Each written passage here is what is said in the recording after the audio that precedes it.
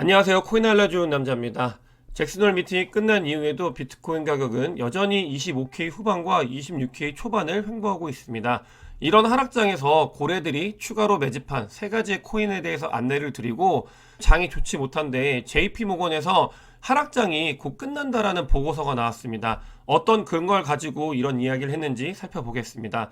하지만 저의 경우는 하락장이 끝날 수는 있어도 또 다른 형태의 코인의 고통이 시작이 될 수 있다는 생각을 가지고 있어서 이 부분을 왜 그렇게 생각하는지 공유하도록 하겠습니다.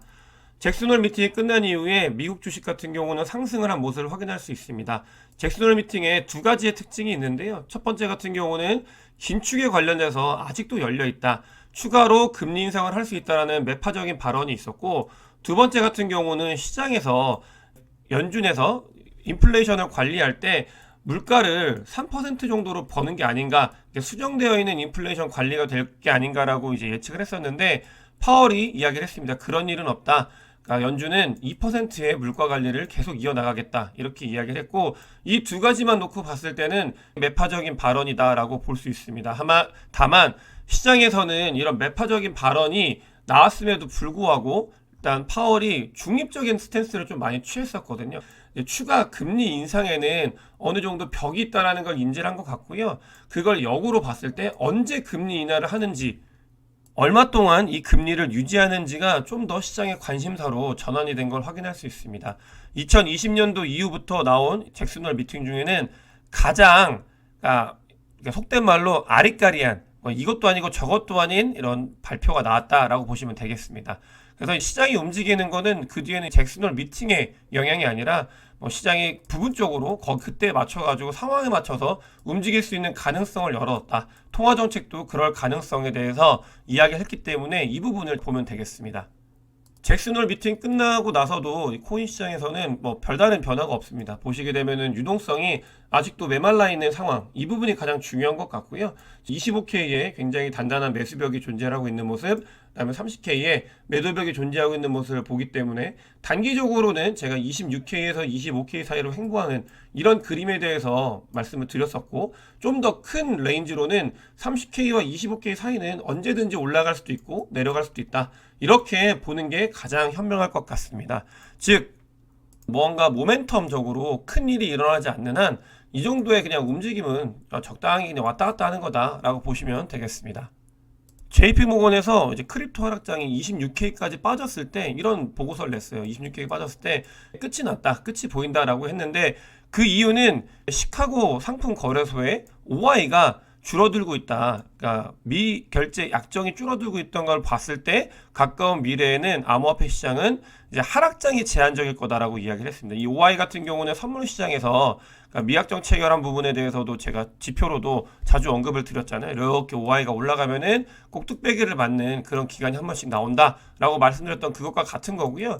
이런 부분들을 봤을 때 크립토 하락의 끝이 보인다라고 보고서를 냈지만, 여기서 간과하지 말아야 될 것 두 가지가 있습니다. 첫 번째 같은 경우는 보고서에서 하락장이 제한적일 거다라고 했지 상승장이 올 거다라고는 안 했습니다. 이 부분에 대해서 반드시 인지를 해야 되고요. 두 번째 같은 경우는 시카고 상품거래소의 숏 포지션이 계속 늘고 있어요. 아직까지 시장에서는 아직까지 약세를 보고 있는 게 컨센서스이기 때문에 이런 부분들은 시장에 계속 이제 하락 프레셔로 작용을 할 수 있다라는 거를 유념을 하고 생각을 해야 됩니다. 그럼 지표를 통해서 상황이 어떤지에 대해서 분석을 해보고, 제가 바라보고 있는 이제 새로운 고통이 시작일 수 있다라는 점이 왜 그런지에 대해서 말씀드리도록 하겠습니다. 먼저 비트코인의 움직이지 않는 비트코인 물량이 거의 80% 정도로 올라가고 있다고 해요. 이렇게 계속 올라가고 있는데, 이 말 같은 경우는 그러니까 움직이지 않는 비유통 물량이 늘어나는 것은 어떤 걸 의미하냐면, 그러니까 쉽게 보면은 비트코인을 위로도 올리기가 쉽고 아래로도 떨구기가 쉬운 그런 상황이라고 보시면 되겠습니다. 그러니까 오더북 같은 경우가 비어 있고, 특정 세력들이 그러니까 단기적으로 25K에서 26K 사이 이 단기적으로 왔다 갔다 하는 거는 너무나 쉽게 움직일 수 있는 부분이기 때문에 이 점을 좀 조심해야 되는 그런 구간이라고 말씀을 드리고요. 다음으로 비트코인의, 그러니까 호들러라고 하죠. 랩 포지션 체인지를 변화를 보면은, 그러니까 움직임의 변화를 보면서 어떤 식으로 움직이는지 살펴보게 됐을 때 비트코인을 지속적으로 모아가고 있는 누군가는 비트코인을 모아가고 있는 걸 확인할 수 있습니다. 이 세력들 같은 경우는 비트코인을 모아갔다가 비트코인이 올랐을 때 던지고 그다음에 하락했을 때 다시 모으고 이런 것들을 반복을 하고 있기 때문에 이런 반복적인 움직임이 이 26K 구간에서 일어나고 있다. 보시면 이렇게 비트코인을 모아가고 있는 걸 확인할 수 있죠. 그러니까 하락을 걱정하더라도 자리가 좋다라고 보면서 비트코인을 모아가고 있는 사람들도 존재하고 있다. 아까 첫 번째로는 비트코인을 움직이지 않고 있다라고 말씀을 드렸고 두 번째로는 모아가고 있는 사람들이 있다. 이렇게 보면 되겠고요. 다음으로 좀 중장기적으로 봤을 때 5년 이상 비트코인을 홀딩한 사람들, 그러니까 움직이지 않는 지갑 주소를 살펴봤을 때 이번 가격이 하락했음에도 불구하고 그러니까 지갑의 숫자는 계속 늘어나고 있습니다. 이 말은 뭐냐면은 비트코인을 중장기적으로 홀딩하는 사람들 같은 경우는 이런 단기적인 하락, 단기적인 상승은 아무 의미가 없다. 자기들이 바라보는 뷰는 아니라 훨씬 더 뒤에 있다. 이런 것들을 보고 있고요. 이 5년 이상 비트코인을 홀딩한 사람들 같은 경우는 진짜 호들러라고 볼 수 있겠죠. 그래서 그런 사람들이 점점 더 많이 늘어나고 있다. 이 말은 그러니까 서플라이 디맨드 측면에서 그러니까 서플라이가 계속 안 그래도 반감기 와서 줄어들 건데 그러니까 시장에 비트코인 물량이 풀릴 그러니까 생각을 안 하고 있다라고 보시면 되는 거예요. 그렇게 저희가 지표 해석을 할 수 있습니다.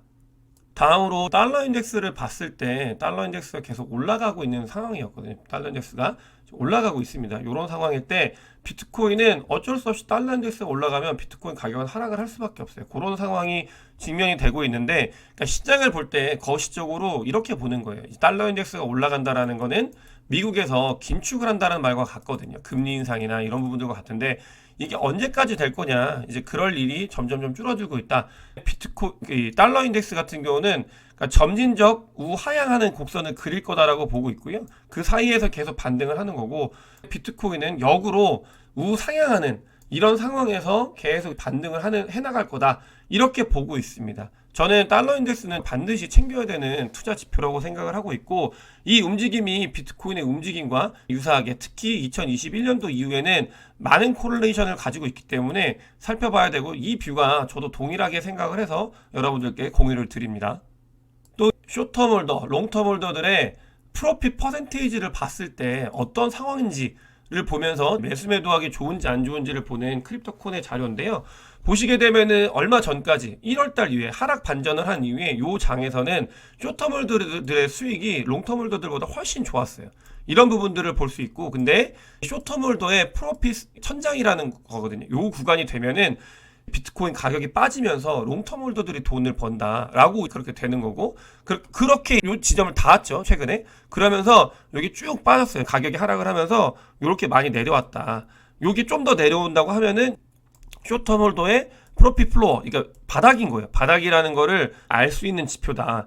그래서 이 구간에서 모아간다고 하면은 어쨌든 간 괜찮은 수익을 보이는 그런 구간에 곧 접어들 가능성이 있다. 조금만 가격이 더 빠지면 그 구간에 접어들 가능성이 있다.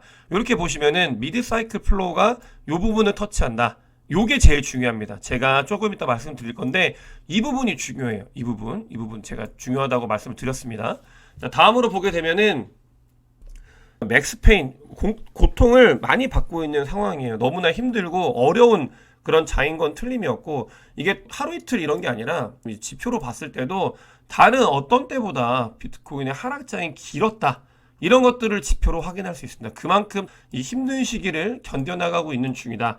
바로 직전에 불장 전보다도 더 오랜 기간 장이 안 좋게 유지가 되고 있죠. 하락 횡보장이라고 볼 수 있어요. 좀 크게 보면. 그런 장이 너무나 오랫동안 지속이 됐었기 때문에 저도 그렇고 이 영상을 보시는 분들도 많이 힘든 건 너무나 당연하다는 게 지표로 확인을 할 수 있습니다. 그런 부분들을 봤을 때 이 하락장이 언제 끝나는지 하지만 제가 봤을 때는 두 가지인 거죠. 첫 번째로는 하락장이 길었기 때문에 고통이 길었다. 그래서 너무 힘들다. 다만 이 하락장이 곧 끝날 가능성이 있기 때문에 잘 견뎌야 한다. 이런 것들을 지표를 통해서 확인할 수 있고요. 제가 또 다른 고통의 시작이다라고 말씀을 드리는 이유, 아까 이 부분이 중요하다고 말씀을 드렸는데 보시게 되면은 미드 사이클 플로우 터치라고 이렇게 되어 있죠. 이 부분이에요. 제가 비트코인을 추가로 한 번 더 올리고 그 다음에 사람들이 불나방처럼 달려든 다음에 같이 지옥으로 떨어지는 그런 그림을 좀 그렸었는데 이 과정은 반드시 존재를 해야 됩니다. 불장으로 가기 전에 몸집을 가볍게 해야 하기 때문에 반드시 존재하는 그런 라인인데요. 근데 상승을 하지 않았죠. 좀 아쉽지만 그 뒤에는 하락을 제가 봤던 거는 다 아실 거예요. 그래서 요 구간, 그러니까 하락 횡보하는 요 지점이 시작이 됐다. 여러분들께서는 첫 번째로 하락장은 끝났을 수 있습니다. 가격이, 그러니까 가격 조정은 끝났을 수 있어요. 근데 그것보다 더 힘든 게 기간 조정입니다. 기간 조정. 이 하락한 다음에 기간 조정이 사람을 진짜 피를 말리는 거거든요. 제가 유명하지 않았을 때, 사람들이 덜 유튜브를 봐주셨을 때 이 말씀을 진짜 강조를 많이 드렸어요. 가격 하락한 건 오히려 버티기 쉽다. 이거는 사람들이 버틸 수 있다. 하지만 기간 조정이 오면 이때 사람들이 다 떠나간다. 이때가 16K 이럴 때였거든요. 그때 제가 말씀을 드렸던 부분이, 그러니까 기간 조정은 심리적으로 사람을 말려가는 거기 때문에 너무나 힘들다. 그렇게 말씀드렸는데, 요렇게 그 구간에 다다다랐을 가능성이 있습니다. 그게 시작이 됐을 가능성이 있습니다. 이 부분을 언제가 끝날지 모르는 이 기간 조정을 견뎌야 한다. 이런 것들을 좀 강조해서 말씀을 드리고 싶습니다.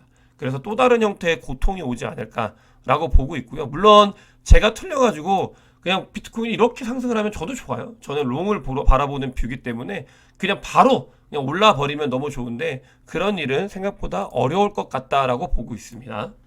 그럼에도 불구하고 다음 이 하락장에서 고래들이 매집한 세 가지의 코인이 있는데, 보시게 되면은 MKR 코인, 그 다음에 유니코인, 뭐 유니스왑 코인이죠. 그 다음에 OP 코인을 매집을 했다라고 보여집니다.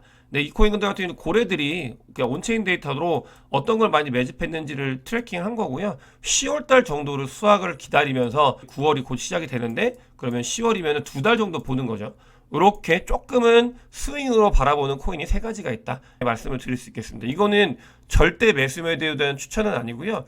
그냥 매집을 했다라는 정보를 알려드리는 거고, 보시게 되면은 MKL 같은 경우는 다이가, 그러니까 이자가 올랐어요. 올라가면서 이걸 먹기 사람들이 많이 몰리니까 이제 MKR 토큰이 올라갈 거다라는 메커니즘으로, 그래서 고래들이 많이 매집을 했다. 이런 것들을 확인할 수 있고, OP 같은 경우는 제가 유튜브 멤버십 라이브 때 강조를 드렸어요. 왜 옵티미즘을 계속 봐야 하는지, 그 이유에 대해서, 그러니까 하반기에 그런 이유가 있기 때문에 OP를 매집해가는 사람들이 존재한다.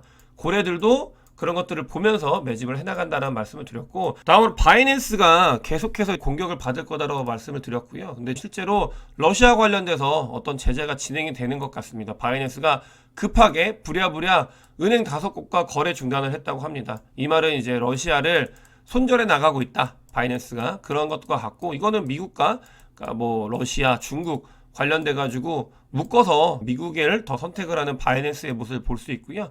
앞으로도 바이낸스 관련되어 있는 이슈들, 그다음에 코인 시장을 하락시킬 수 있는 요인들은 계속해서 나올 가능성이 있다. 이런 정도만 봐주시면 되겠습니다. 그리고 지난번 영상에서, 그러니까 BNB 코인을 위해서 비트코인을 팔고 있는 거 아니냐, 이런 퍼드가 돌고 있다라고 말씀을 드렸는데, 좌우장판 같은 경우는 당연한 거예요. 그렇지 않다라고 반박을 했고, 하지만 이 부분은 너무나 자주 많이 이야기가 나오기 때문에, 실제로 제가 지표도 보여드렸잖아요. 조금 더 열린 마음으로 어떻게 될지는, 어떤 게 진짜인지는 좀 살펴봐야 된다라고 저는 말씀을 드리겠습니다. 마라톤 디지털 CEO가 비트코인 현물 ETF 승인 가능성이 50% 이상이다라고 보고 있습니다. 짧게 여러분들께 말씀을 드리면, 마라톤 디지털 CEO 같은 경우는 마라톤 디지털이, 그러니까 비트코인 채굴업체인데요. 상장되어 있는 곳이고, 이곳에는 그러니까 블랙록이 2대 주주입니다. 이 연관 관계에 대해서는 제가 멤버십 분들한테, 그러니까 음모론처럼 많이 말씀을 드렸어요. 이 디테일하게. 네, 그런 것들은 조금 전체 공개하기에는 좀 곤란해서, 그러니까 말씀을 드리진 못하지만, 어쨌든간 요런, 그러니까 뭔가 관계가 있다라는 정도만 보고 넘어가면 되겠습니다. 그래서 마라톤 디지털 CEO는 비트코인 현물 ETF 승인될 거라고 해요. 근데 아니고 언젠간 될 거다, 반드시 될 거다, 그런 이야기를 하고 있고, 블랙록은 이 마라톤의 2대 주주다라는 걸 인지하고 가면 되겠습니다. 그러니까 홍콩 관련되어 있는 소식들이 계속 전해지고 있는데, 그러니까 스키그룹이었나요? 거기가 홍콩 관련돼서 리테일 거래가 곧 시작이 되는데, 맞춰가지고 홍콩 재무장관, 굉장히 높으신 분이죠. 재무장관이 인터넷의 다음 획기적인 성장은 웹3와 블록체인 기술에 의해 주도될 가능성이 높다. 이 말은, 그러니까 말뿐일 수 있지만, 돌려 말하면 우리는, 홍콩은 이런 걸 절대 놓치지 않겠다, 기회를 잡겠다 라는 말과 같다라고 보시면 되겠고, 그러니까 이런 웹3 행사에 홍콩 재무장관이 오고, 일본 같은 경우는 기시다 총리가 오고, 아랍에미레이트 같은 경우도 다 직접 관련되어 있는 사람들이 챙기잖아요. 바쁘게 기축으로 움직이고 있다라는 걸 볼 수 있습니다. 오늘 영상이 도움이 되셨으면 구독과 좋아요, 많은 공유 부탁드리겠습니다. 영상 봐주셔서 대단히 감사합니다.